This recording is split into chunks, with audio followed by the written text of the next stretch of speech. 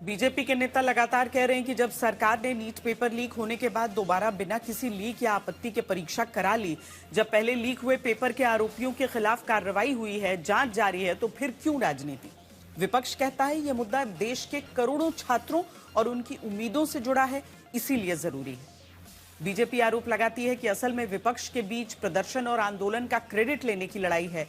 विपक्ष इसे खारिज करता है, लेकिन क्या सच यही है? पार्लियामेंट्री अफेयर्स मिनिस्टर किरण रिजिजू जी ने बहुत स्पष्ट शब्दों में कहा है कि सरकार हर मुद्दे पर चर्चा करने के लिए तैयार है और इसके साथ साथ नीट में पेपर लीक और उससे निकलने वाली सारी गतिविधियों पर भी हमारी सरकार चर्चा करने के लिए तैयार है। आदरणीय नरेंद्र मोदी जी के नेतृत्व में चलने वाली सरकार एक पारदर्शी सरकार है और लोगों के पक्ष में हमेशा फैसला करने वाली सरकार है और ये जो जन विरोधी गतिविधि इनकी चल रही है, इसकी हम लोग तीव्र भर्त्सना करते हैं। इनको प्रजातंत्र में कोई विश्वास नहीं है, न ही उनके मूल्यों के प्रति विश्वास है। ये इनका रवैया है। विद्यार्थी की ओर से और नीट एग्जामिनेशन के बारे में और रूल्स 267 के तहत यहाँ पर बहस करना चाहते हैं, उसके लिए अगर फेयर डिस्कशन होना है तो शिक्षा मंत्री पहले राजीनामा देना चाहिए। धन्यवाद। जब वो राजीनामा नहीं देंगे, निष्पक्षपात चर्चा यहाँ नहीं होगी। इसीलिए अगर निष्पक्षपात चर्चा होना तो मैं रिक्वेस्ट करता हूँ गवर्नमेंट को वो रिजिग्नेशन दिलाए, चर्चा शुरू करेंगे। हम चर्चा शुरू करेंगे। दीजिए, मैं प्रश्नकाल के बाद आपको चर्चा। राज्यसभा में सरकार चर्चा को तैयार और विपक्ष की तरफ से बिना धर्मेंद्र प्रधान के इस्तीफा चर्चा नहीं वाली तकरार के साथ सदन स्थगित हो गया। के लिए स्थगित किया जाता है। लेकिन इससे पहले एक सवाल यह आया कि जो अखिलेश यादव अपने दल बल यानी संगी साथी सांसद को लेकर राहुल गांधी के पीएम आवास के बाहर वाले धरने में शामिल होने पहुंचते हैं, मंगलवार को जो राहुल गांधी के साथ ही हिरासत में लिए जाते हैं, जो बस में बैठकर पुलिस हिरासत में अखिलेश यादव जाते हैं, बुधवार को जो काले कपड़े पहनकर विरोध जताते कांग्रेस के सियासी प्रदर्शन तक में साथ नजर आते हैं, क्या वो अखिलेश यादव कांग्रेस की इस पूरे मुद्दे पर अलग रणनीति या अलग क्रेडिट लेने की राजनीति से नाराज है?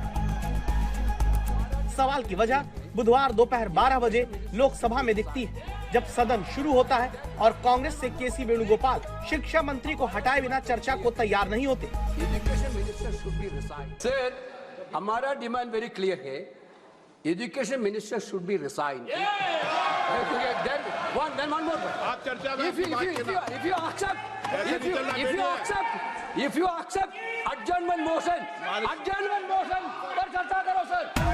संसदीय मंत्री जी, आप कुछ बोलना चाहते हैं? इस पर तुरंत संसदीय कार्य मंत्री किरण रिजिजू कहते हैं सरकार तो तैयार है। आप क्या बोलना चाहते हैं? सरकार ने आज पार्लियामेंट सदन में कह दिया कि नीट एग्जाम का पेपर लीक का मामला और उससे जुड़े हुए जो भी संबंधित मामले हैं उस पे पूरी तरह से चर्चा करने के लिए तैयार है।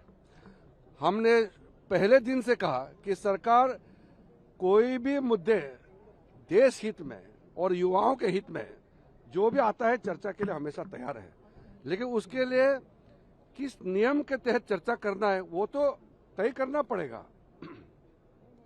पार्लियामेंट के अंदर में चर्चा करने के लिए एक सिस्टम बनाया हुआ है। ये मुद्दा कांग्रेस समाजवादी पार्टी बीजेपी का नहीं है। इसके तुरंत बाद अचानक अखिलेश यादव खड़े होते हैं और थोड़ा तल्खी के साथ क्या कहते हैं सुनिएगा।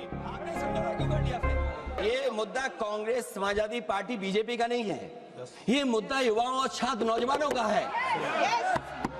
तो आपने इनको बुलवा दिया, क्या समझौता कर लिया आपने? क्या आपने क्यों नहीं बोलने दिया हमें? अध्यक्ष आपको मैंने बोलने के लिए कहा। एक मिनट प्लीज। नहीं, आपने समझौता क्यों कर लिया फिर? हम लोग का बात भी अखिलेश जी नहीं, छात्र नौजवान क्या केवल? अखिलेश जी, एक मिनट नहीं अध्यक्ष महोदय, ये पक्ष ठीक नहीं है अध्यक्ष महोदय। ये युवा छात्र नौजवान हम सबके हैं, हम सब लड़ रहे हैं उनके लिए, हम सब लड़ रहे हैं उनके लिए। छात्रों की नहीं सुनी जाएगी तो सड़कों पे आएंगे। और जो सरकार ने व्यवहार किया है, इस्तीफा तो क्या है, इस्तीफा तो जब चाहेंगे तब मंत्री ले लेंगे, सदन के बाद ले लेंगे। लेकिन सवाल ये जो छात्रों के साथ व्यवहार हुआ है, उनके हाथ तोड़े, सर तोड़ा, उनके कपड़े फाड़े, क्या बेटियों के कपड़े फाड़ेंगे आप?